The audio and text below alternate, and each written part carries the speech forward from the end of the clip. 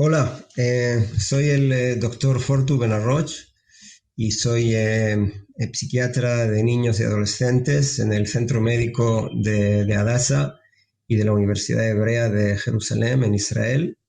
Y además estoy activo ya hace muchos años voluntariamente en la clínica nacional que tenemos aquí en Israel, que a fin de cuentas es un país pequeño, entonces tenemos una clínica para todas las personas con el síndrome de Prader-Willi en el país. Es una clínica multidisciplinar de la que hablaré un poco más tarde durante la presentación. Y a raíz de la experiencia de mi trabajo en esta clínica, eh, eh, quisiera compartir con ustedes algunos aspectos psiquiátricos en el síndrome de Prader-Willi.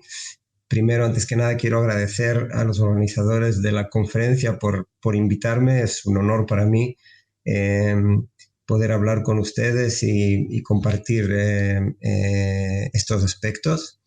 Y bueno, vamos a empezar. Eh, Primero, tenemos que ser muy conscientes de los patrones de comportamiento que son característicos en el síndrome de Prader-Willi. Porque antes de poder hablar de psiquiatría y de tratamientos psiquiátricos, tenemos que saber cuál es la base. Eh, y sabemos, todos los que conocen el síndrome de Prader-Willi, que por supuesto están todos los aspectos médicos, todas las complicaciones físicas en todos los sistemas médicos del cuerpo. Y además de todos esos problemas, digamos, corporales, tenemos los problemas psicológicos y problemas de comportamiento eh, que son típicos del síndrome en sí. O sea, es como el fenotipo psicológico del síndrome de Prader-Willi. Es muy importante que los conozcamos. Los voy a citar muy así brevemente, solo para entrar en el tema. Tenemos primero, por supuesto, todos los comportamientos para conseguir comida, cosas como buscar comida en la basura, robar comida de bolsas de los compañeros, comer carne cruda, etcétera, cosas de este tipo. Después tenemos los comportamientos negativistas, como falta de disciplina, comportamientos basados en mentira o manipulación, discutir por cualquier cosa, etcétera. Después tenemos un problema muy grande de modulación afectiva. O sea, la modulación afectiva está muy afectada, muy abnormal. Las personas con el síndrome de Prader-Willi suelen tener reacciones abnormales a pequeños momentos de tensión diaria, situaciones en las cuales la mayoría de nosotros no nos afectan y ellos pueden reaccionar muy fuerte a cosas muy sencillas. Tienen una intolerancia profunda a cualquier momento de incertidumbre, tienen una dependencia a depender en otras personas, etcétera. Estos son solo algunos de los ejemplos de la modulación afectiva abnormal. Después tenemos todos los aspectos de obstinación e inflexibilidad. Por ejemplo, perseveración excesiva en ciertos temas, dificultad excesiva en adaptarse a cambios, incapacidad de reconocer otros puntos de vista que no sean los suyos, cosas de este tipo. Y finalmente tenemos muchos comportamientos de automutilación, como excavar en heridas que ya tienen y no permitir que se curen, jugar con sus excreciones, mutilarse en las partes íntimas, cosas de este tipo.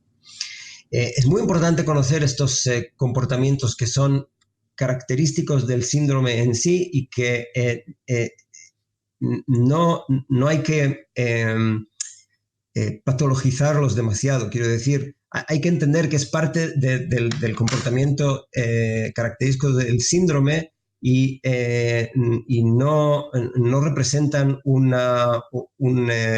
trastorno psiquiátrico. Eh, a causa de estas de estos comportamientos, el problema de comportamiento que tienen las personas con el síndrome de Prader-Willi representa realmente una de las cosas que más les afecta a la calidad de la vida. Y entonces, como decía la madre de uno de nuestros pacientes, el control del peso es lo que salva la vida, porque, bueno, como sabemos, la tendencia a la obesidad patológica y las consecuencias que son el diabetes, los problemas cardiovasculares, los problemas pulmonares, etcétera, son las cosas que arriesgan su salud y los ponen a peligro de muerte en muchos casos. Entonces, el control del peso, el evitar la, la, la obesidad patológica es lo que les salva la vida. Pero el control del comportamiento, o sea, conseguir que el comportamiento sea algo manejable, algo que les permita comportarse en una situación social, es lo que les salva la calidad de vida. O sea, para poder tener una calidad, no solo vivir sanos, sino también tener una calidad de vida, es muy importante que el comportamiento esté manejado y controlado, y por lo tanto el rol de los psicólogos, de los psiquiatras en el síndrome es tan importante, y es lo que quisiera resaltar hoy. Entonces, una de las bases indispensables que tenemos que tener en cuenta antes de la intervención psiquiátrica es primero conocer los patrones de comportamiento que son característicos del síndrome, que son todos los que he mencionado brevemente antes. El segundo punto es que la persona con el síndrome esté en un entorno terapéutico, o sea, que todas las personas que están a su alrededor, eh, las diferentes personas que se cuidan de él, tanto si es en la familia, y que entonces tiene que ser todas las personas, o sea, no solo los padres, los abuelos, los hermanos, los tíos, todos tienen que saber exactamente cuáles son los problemas típicos, cuáles son las cosas que están permitidas, las cosas que están prohibidas, cómo manejar los comportamientos, cómo tener lo que se llama el food security, que supongo que ya lo han tratado en otras conferencias en este simposio. Es muy, muy importante que todas las personas en el entorno de la persona con Prader-Willi conozcan las necesidades para que el entorno sea un entorno terapéutico, y dentro de ese entorno entonces es cuando se puede manejar todos estos comportamientos. Y el tercer aspecto muy importante es el que haya un trabajo multidisciplinario, o sea, que los profesionales de todas las profesiones diferentes que están envueltos en el tratamiento de las personas con el síndrome, que estén bien coordinadas entre ellas. Siempre se necesita un neurólogo y un médico interno y un endocrinólogo, muchas veces también un ginecólogo para los problemas hormonales de las mujeres con Prader-Willi. Muchas veces tienen problemas ortopédicos graves. Por supuesto, una experta en nutrición. Y por supuesto los psicólogos y el psiquiatra, todos tienen que estar bien coordinados entre ellos, y para que el trabajo resulte efectivo, porque si cada uno trabaja sin tener en cuenta lo que hacen los demás, se van a cometer muchos errores. Entonces, uno de los temas más importantes que hay que tener en cuenta es que cuando hay un trastorno del comportamiento, cuando hay algún problema psicológico, hay que saber distinguir si se trata de algo que es parte del patrón característico de comportamiento de Prader-Willi. Esa es la primera posibilidad. La segunda posibilidad es que se trata de la expresión comportamental de un problema médico-físico. Tenemos que recordar que las personas con Prader-Willi tienen un threshold, no me acuerdo cómo se dice en español, para el dolor muy alto, o sea que muchas veces, o sea, necesitan una dosis muy, muy fuerte de dolor para empezar a quejarse de que les duele algo. Casi nunca vomitan. Casi nunca tienen fiebre por toda la cuestión de la desregulación hipotalámica que tienen. Y entonces muchas veces las enfermedades físicas no se expresan por los síntomas a los que estamos acostumbrados. O sea, puede una persona con una infección pulmonar muy grave y que no se queje de dolor, que no tenga fiebre. Y a veces la expresión del hecho de que la persona está enferma va a ser un cambio de comportamiento o una disrupción del comportamiento.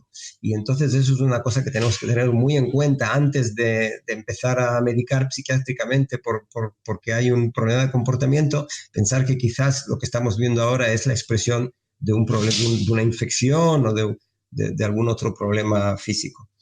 Y la tercera cosa que tenemos que tener en cuenta es que quizás sí hay una comorbilidad psiquiátrica, o sea que quizás sí hay un diagnóstico psiquiátrico que es relevante y que hay que diagnosticarlo y tratarlo. Entonces, para poder hacer todo este trabajo de coordinación entre los diferentes profesionales y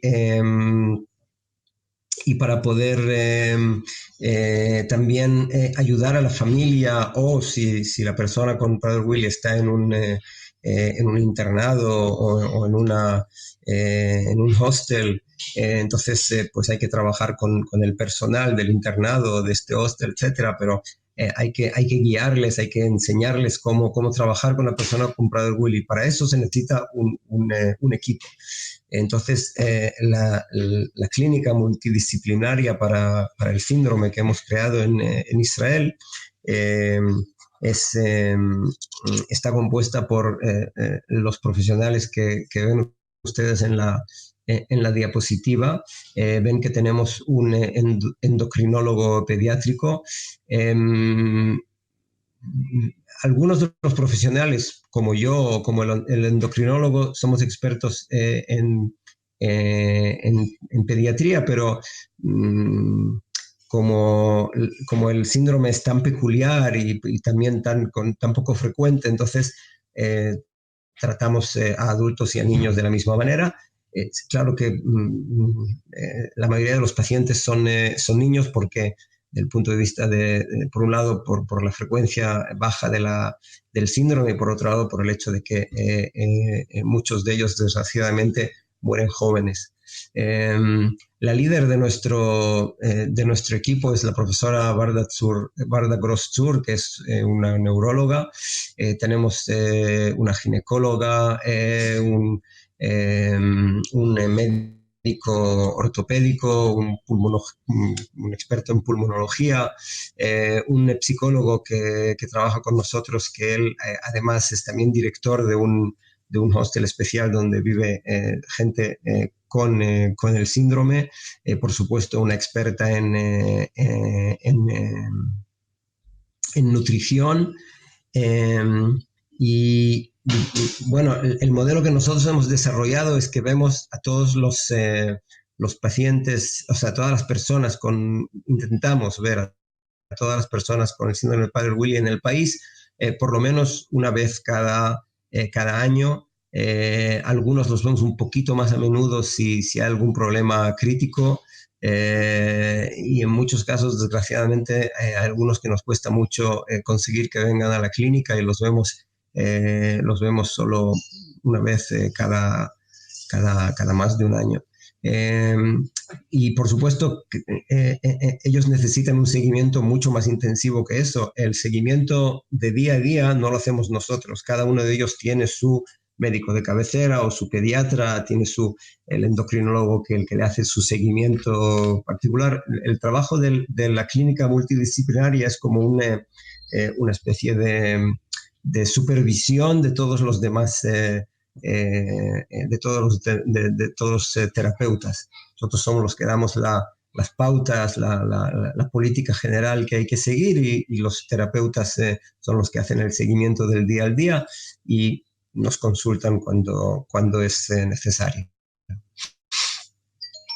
Entonces, Lo que hemos hecho es, una de las cosas que hemos hecho es hacer una encuesta psiquiátrica de todas las personas con el síndrome de Prader-Willi en Israel para poder ver eh, cuáles son los datos objetivos de la comorbilidad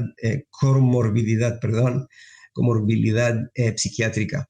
O sea, porque hemos visto que en la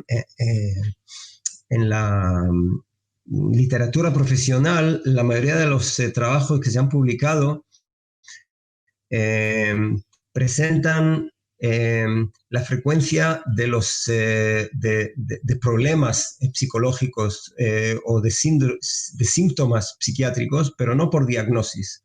Y pensamos que era muy importante hacer una encuesta que determinase la frecuencia de los diagnósticos psiquiátricos, no solo de los síntomas. Entonces, hicimos una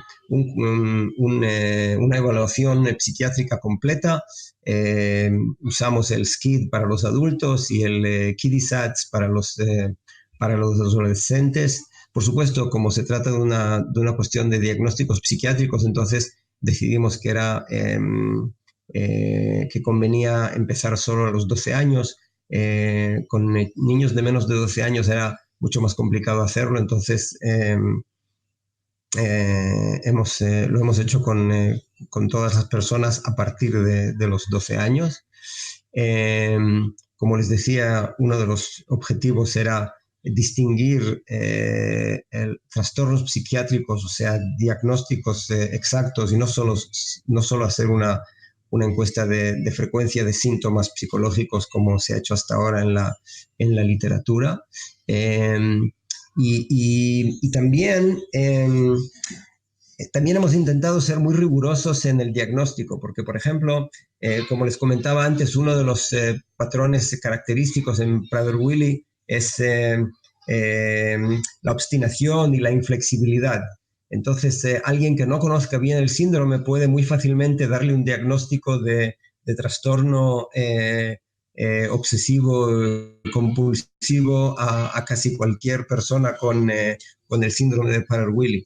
En cambio, nosotros, por la experiencia que hemos estado acumulando, hemos tenido mucho cuidado de no diagnosticar trastorno obsesivo compulsivo si no se cumplen los requisitos muy estrictos. O sea, si el pensamiento obsesivo provoca ansiedad y que la ansiedad es aliviada por el ritual compulsivo, entonces sí que, y por supuesto, si se cumplen todos los demás requisitos diagnósticos. Eh, pero cuando se trata de simples rituales perseverativos, como podemos encontrar en personas en el espectro autista, etcétera, entonces en esos casos no diagnosticábamos el OCD. Bien, entonces lo que encontramos en nuestra encuesta es, bueno, quizás todos los detalles técnicos no nos vamos a alargar sobre ellos. Es un estudio que ha sido publicado en la literatura y el que le interese los datos específicos puede referirse a la publicación y verlo. Solo voy a decir los puntos más relevantes. Si comparamos con la frecuencia de trastornos psiquiátricos en otros síndromes en los que hay también discapacidad intelectual, como en el síndrome de Prader-Willi, vemos que la frecuencia de trastornos psiquiátricos en el síndrome de Prader-Willi es muy alta. Nos referimos a trastornos psiquiátricos que son comorbiles con los comportamientos de los que hablábamos antes. Y vemos también que los diagnósticos más comunes son diferentes que en los otros tipos de discapacidad intelectual. En el síndrome de Prader-Willi, los trastornos de comportamientos disruptivos, o sea, me refiero al trastorno conductual, trastorno negativista desafiante, son los más comunes, 68% de los casos, cuando en otras razones de discapacidad intelectual lo más frecuente son los trastornos de ansiedad. En segundo lugar está el trastorno obsesivo compulsivo en 45% de los casos. Y después skin picking, o sea, toda la tendencia a excavar las heridas, etcétera. Y vemos que es un tipo de comorbilidad psiquiátrica muy diferente que en otras causas de discapacidad intelectual. La psicosis en el síndrome de Prader-Willi en nuestra encuesta encontramos en 11% de los casos y todos con un patrón de PANSS. PANSS es el cuestionario clásico para ver las características de la psicosis. Encontramos un patrón muy parecido en todos los casos de psicosis en el síndrome de Prader-Willi, lo que significa que en los casos en los que se desarrolla una psicosis es una psicosis muy específica y muy tradicional de estas personas. Vemos que tiene una puntuación muy alta en la escala de síntomas positivos y puntuación muy baja en la escala de síntomas negativos. Y que en la psicología, en la escala de psicopatología general, tienen mucha expresión de ansiedad, de tensión y bajo control de impulsos.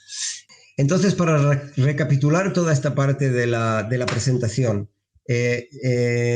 si tenemos un problema de comportamiento en una persona de Prader-Willi, primero tenemos que ver si se trata realmente de un trastorno que no es parte del comportamiento clásico de Prader-Willi. Segundo, tenemos que ver si realmente esto no es la expresión de un problema médico corporal. Y solo entonces podemos empezar a considerar la posibilidad de que se trata de un diagnóstico psiquiátrico. En ese caso, por supuesto, tenemos que completar la evaluación, llegar al diagnóstico exacto y dar un tratamiento. Desde el punto de vista de tratamiento de medicación, en el poco tiempo que tengo a mi disposición no voy a poder hablar mucho de eso, pero solo indicar que en Prader-Willi tenemos siempre que empezar con dosis muy pequeñas de medicamentos y ir aumentando la dosis muy lentamente, porque las reacciones de las personas con Prader-Willi a la medicación psiquiátrica son completamente idiosincráticas, o sea, son muy diferentes que en las personas. A veces reaccionan muy fuerte a dosis muy pequeñas de medicación y tenemos que ir con muchísimo cuidado. Y otra cosa muy importante es que bueno, hacer un seguimiento, por supuesto, y si vemos que el problema empieza a resolverse, entonces considerar la posibilidad de volver a bajar o de parar la medicación psiquiátrica que dimos en su momento, porque quizás el trastorno que estábamos tratando ya ha disminuido, ya ha desaparecido. Desgraciadamente hemos visto muchos casos en los cuales se empieza una medicación y la persona la sigue después. La gente muchos profesionales tienen miedo de parar la medicación y eso es un error. Después de toda esta parte, quisiera hablar de otro tema en el que creo que tenemos una misión muy importante nosotros como profesionales de la salud mental, tanto si somos psicólogos o psiquiatras, en el manejamiento de personas con el síndrome de Prader-Willi, que es la cuestión del abuso sexual, que puede ser otra razón que explique el empeoramiento comportamental. O sea, hemos descubierto que en muchos casos en los cuales una persona con Prader-Willi empieza a tener ataques de rabia o una diferencia en su comportamiento o una persona que antes tenía bien controlado toda la cuestión de la nutrición y del control del peso y de pronto vuelve a engordar de forma descontrolada y tal, en muchos casos esa es la forma en la que se expresa el hecho de que está siendo abusado sexualmente y que en muchos casos, desgraciadamente, la persona con Prader-Willi no desvela el hecho de que está de que está sufriendo este abuso sexual. En muchos casos eso se debe también al hecho de que los abusadores, o sea, las personas que cometen el abuso sexual, descubren que la persona de Prader-Willi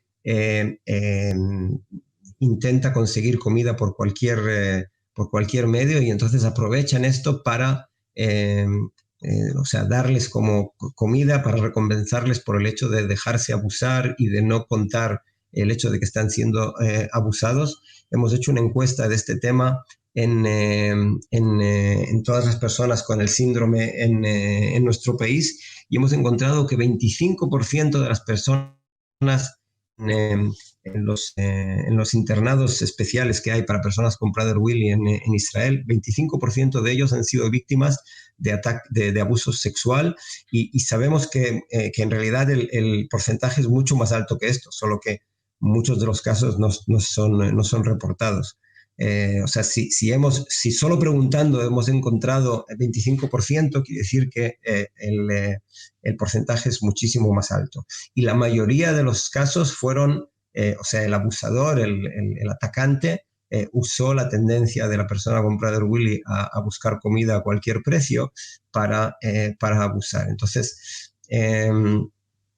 sabemos que el abuso sexual está subreportado en todas las personas con deficiencia intelectual. En Prader-Willi hay factores adicionales que hacen que el riesgo de abuso sexual es más alto todavía que en otras personas con deficiencia intelectual.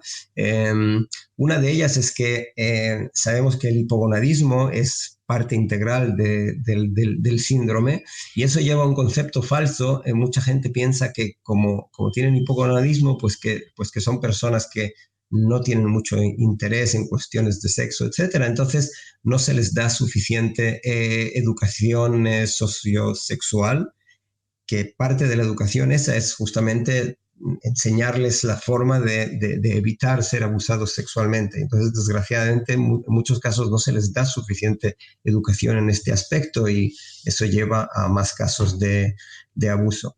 Me van a perdonar que en las próximas diapositivas hay algunas frases en inglés que no he tenido tiempo de traducirlas. Son citaciones de un trabajo que está por publicarse dentro de muy poco tiempo. Después les daré la quotation. ¿Por qué las personas con Prader-Willi no se quejan en muchos de los casos cuando son abusados sexualmente? En algunos casos es porque la avidez que tienen de querer obtener comida, en muchos casos es mucho más fuerte que el asco que les puede dar el ser abusados sexualmente. Otro aspecto es que sabemos que muchas de las personas con Prader-Willi tienen algunos rasgos autísticos, y entonces la forma en que ellos interpretan lo que está pasando a su alrededor no es siempre correcta desde el punto de vista de las situaciones sociales, y entonces ellos no siempre entienden que están siendo abusados sexualmente.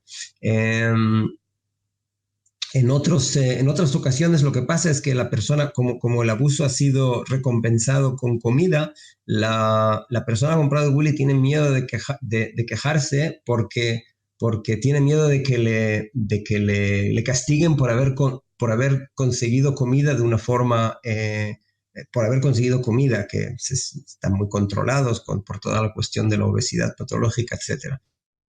Y entonces por eso en muchos casos los niños que han sido abusados no han contado el abuso.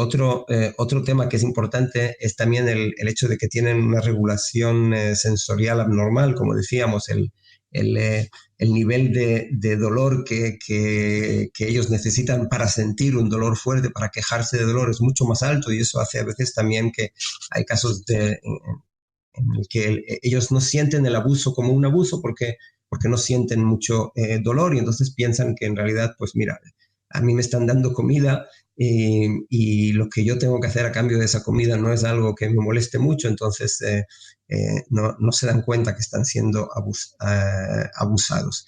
Entonces, por eso tenemos que recordar que en todas las personas con deficiencia intelectual hay una tendencia en que el hecho de ser abusado sexualmente se exprese solo a través de intranquilidad, ataques de rabia, cosas así. En personas con Prader-Willi, como la intranquilidad y los ataques de rabia son parte de los patrones de comportamiento intrínsecos del síndrome, entonces muchas veces vemos intranquilidad y ataques de rabia en una persona con Prader-Willi y nos parece que es simplemente parte de su eso y no pensamos en la posibilidad de que quizás es una expresión de que está siendo abusado sexualmente. También si vemos una persona que hasta ahora estaba bien controlada en toda la cuestión de la food security, el control del peso y que de pronto pierde ese control, tenemos que pensar que quizás una de las posibilidades es el que esté siendo abusado sexualmente y por eso es muy importante que todas las personas con Prader-Willi reciban programas de educación sociosexual que estén especialmente adaptadas a personas con Prader-Willi. Desgraciadamente no tengo tiempo para dar los detalles de qué adaptaciones son necesarias, pero en este trabajo que va a ser publicado dentro de muy poco en este journal que les escribo aquí, el Annals of Sexual Behavior, podrán ver exactamente las adaptaciones que son necesarias. Me hubiera gustado compartir más aspectos sobre el trabajo psiquiátrico con estas personas, pero desgraciadamente este es el tiempo que tenemos.